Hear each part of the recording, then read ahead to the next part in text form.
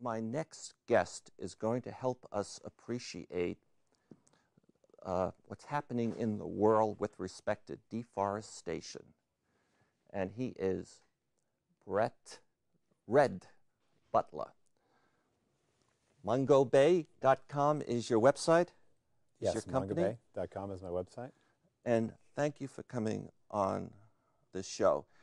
And, you know, even if I didn't focus at all on environmental issues, I see the word deforestation and I see statements that we are cutting down the trees and the bushes and everything, and that's not good for the planet. And maybe it's not good for people, too. Is that right? And Brazil. I always read about Brazil and the Amazon and the deforestation. So is that the most important area that we should focus on? Well, historically, Brazil's been really important. After all, it has the largest extent of rainforest in the world. But what's happened over the last 5 to 6 years in Brazil has been really remarkable. There's been a huge reduction in deforestation. How come? Well, so it's a combination of things. There are economic issues. There's been government action. There's been a lot of new protected areas. There's been more law enforcement. And so we've seen deforestation rates drop by 80% in Brazil since 2004. Okay, so a great amount of progress has been done and is being done in Brazil to protect the rainforest. But tell me, why do we really want to protect the rainforest? I mean, don't we have other more important things to protect? Well, there are a lot of important things to protect, but rainforests offer a lot of services to humanity that when they're gone, we'll miss them quite a bit. And so they sequester large amounts of carbon, so they play an important role in mitigating climate change. They have a major impact on precipitation cycles, so if you cut down the forest, then you may lose water. And of course, they house a lot of biodiversity, and biodiversity is irreplaceable. So once it's gone, all those potential medicinal drugs or foods are gone too. The first point you made was they're valuable for sequestering carbon dioxide. How so? Well, so as trees grow, they store carbon. I mean, that's actually what vegetation essentially is made of. In the leaves? In the leaves, in the roots, in the trunk, everything. It's all made out of carbon. And so again, as forests grow, they sequester carbon. And so from that standpoint, they play a very important role in storing massive amounts of carbon. And so if we cut down these trees, there's one less tree or acres and miles of trees that are no longer pulling down carbon. Right, so once a tree is dead, one of many things can happen, but usually a lot of the time it will decompose or it will be burned, and then a lot of that carbon will end up in the atmosphere. If you log a tree and then turn it into furniture, then the carbon is released over a longer period of time. So I remember you gave 3 reasons why we should be concerned with deforesting, and one was it sequesters carbon, and that helps mitigate climate change. Okay, and then I remember the third one, it's for drugs, Well, for biodiversity.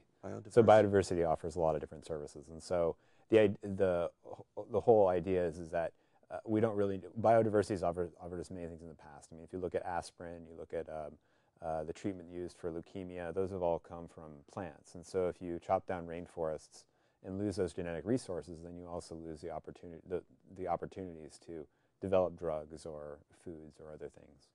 Now, in these 2 good reasons for trying to slow deforestation, I happen to believe in them, but they seem so remote from me or from many, many people. I mean, people watching this show, you know, I mean, how can they really link into the carbon sequestration and climate change, and how can they even be concerned with what drugs are?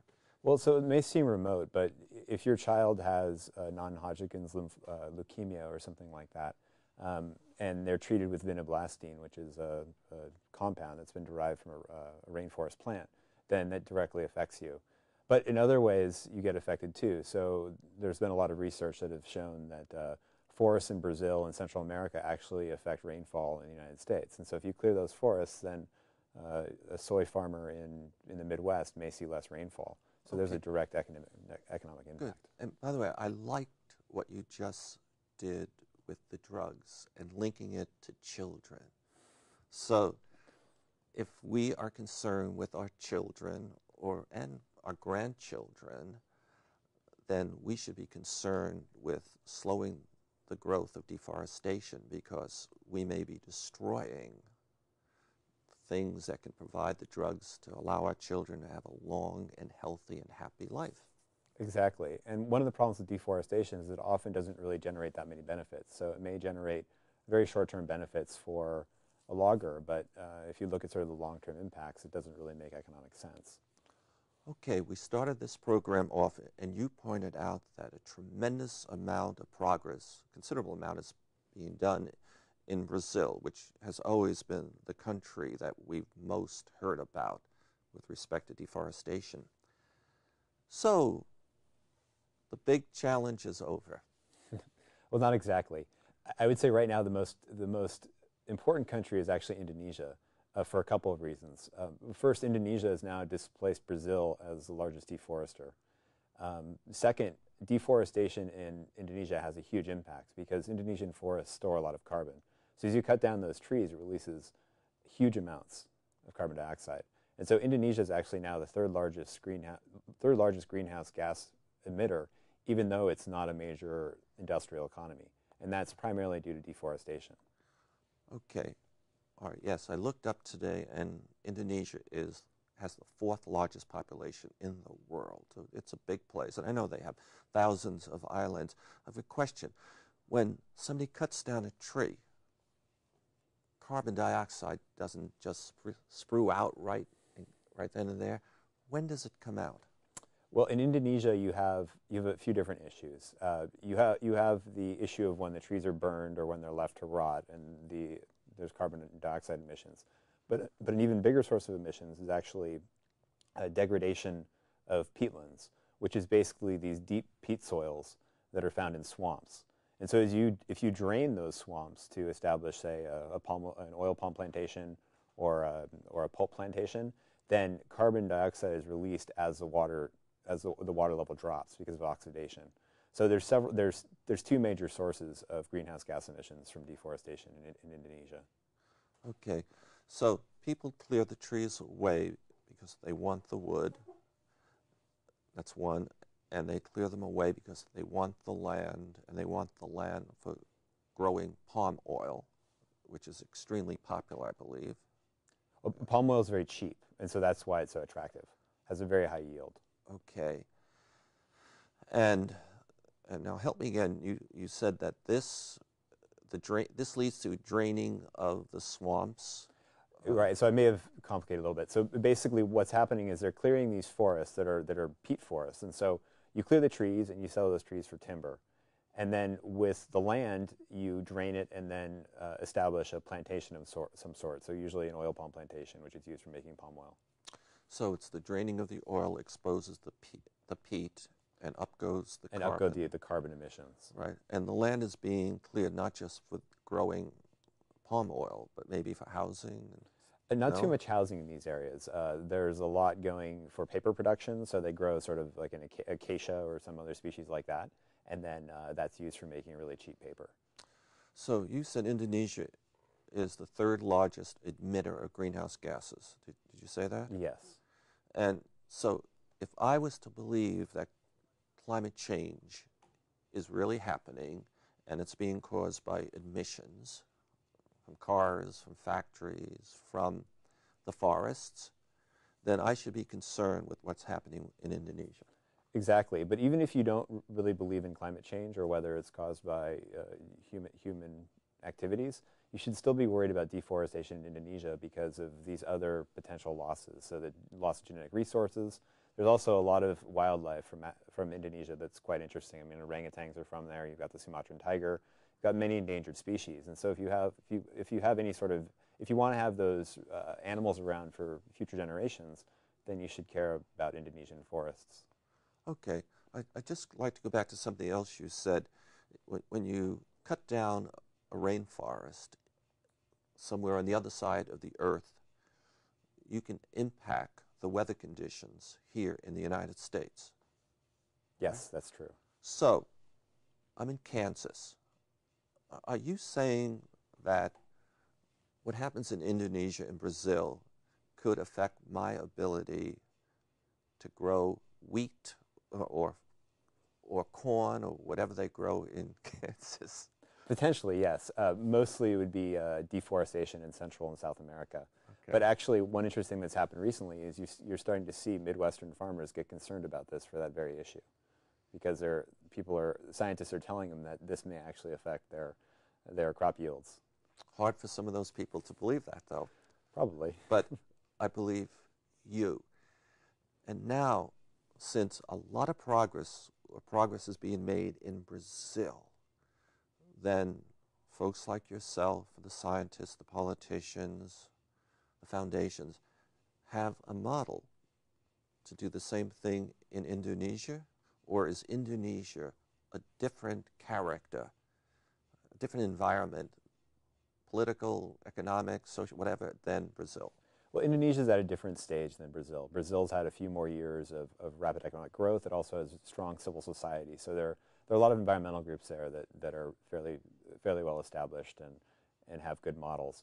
Indonesia's a little bit behind in that. And so Indonesia needs a little bit more help than Brazil has needed in the past. And so what you're seeing now in Indonesia, which is really exciting, is the Norwegian government just agreed to give Indonesia $1 billion for protecting forests. And what that has really done is it showed people that industrialized countries are actually willing to pay to protect these forests. It's not just some environmentalists saying, oh, don't cut down your trees because there's orangutans in the forest. There's actually some sort of financial incentive now. So I just want to paraphrase you. The Norwegian government has decided to put $1 billion up to protect themselves, right? Well, to protect Indonesian forests. Which in turn has a beneficial impact on the Norwegian people and other people. Yeah, you could say it that way. Yeah. Yeah, I like to say it that way. Okay. Because I think they also gave $1 billion to Brazil as well. Oh, but good. The impact is going to be much bigger in Indonesia. All right. Now, you have a website, a business called Manga Bay. Manga Bay. And I've heard from some friends that it's an extremely important website. And I've even heard that many, many foundations that care about issues such as climate change, deforestation, land planning, and other things use your site to stay abreast of developments in other parts of the world. I'm told that the site is used for a lot of information about tropical forests. You know, Marion O'Leary, who's somewhat of a mucky-muck at the Carnegie Institution of Science, Global Ecology, brought you and your website to my attention. So, and he's with a lot of foundations, he's with a lot of science, so it is. And I want to ask, what are you really trying to do with your work, your website? Maybe you want to briefly describe what you're doing. Sure. So I'm trying to raise interest and awareness in tropical forests. And this all came out of experiences I had as a child, actually. I visited some of these forests and then had amazing experiences. And then when I got home, I found out the forest had been destroyed. Oh. And so that really created this urgency to try and do something. So about 11 years ago, I started the site. And it's just, to my surprise, it's really grown and become popular. Yeah. And I was amazed when I looked at your site. You support multiple languages. Yeah, so I have a site for children that's now available in 36 languages, and again, that's an education initiative. But I also have major parts of the site in important tropical forest languages, so Brazilian Portuguese, Indonesian, Spanish. Yeah. Africa always interests me. Would you name a few of the languages, African languages you... Well, so I have Swahili. I have French, which is really important for tropical West Africa. Sure. And then English is used in many tropical African countries as well. So if you have translated your research, your work, other people's work, into local languages in Africa, that tells me you are concerned with getting your information out to the local people and not necessarily just all the Westerners that are speaking English. Right, and so I try to make all the materials as available as possible. So they're freely available on the website, but then I have PDFs that can easily be printed. And I've actually been to places, very remote places, where they're using my materials, so that's really great to see. So you go traveling with your camera, I guess, your laptop to these different rainforests, and then you come back and report, I guess. And now you're concentrating on Indonesia. You're going to do anything special there? Well, I do a lot of reporting on Indonesia, but I'm very interested in expanding the Indonesian website, which is actually in Indonesian language, which is Bahasa. And so the idea there is to bring on reporters to report on local issues and actually cover, not just translate, but go beyond that and really bring these issues to the Indonesian people. Okay. By the way, to support all these different languages, translate, host all of this information, and then going out now and hiring several reporters, this costs money. It does, yeah. So Manga Bay is supported via advertising, but a lot of these activities, the translation doesn't generate any revenue, so that's just something I do because I want to have impact and make people aware of these issues. So that's out of pocket. Well, I hope, and I think what you're doing is extremely important. Increasing awareness of things that the world needs to do is extremely important. And I hope you get some new grants and so that you can do more and more work. And, we're really out of time, okay? My guest is Rhett Butler, mangabay.com. And he is doing some work that I think is extremely important.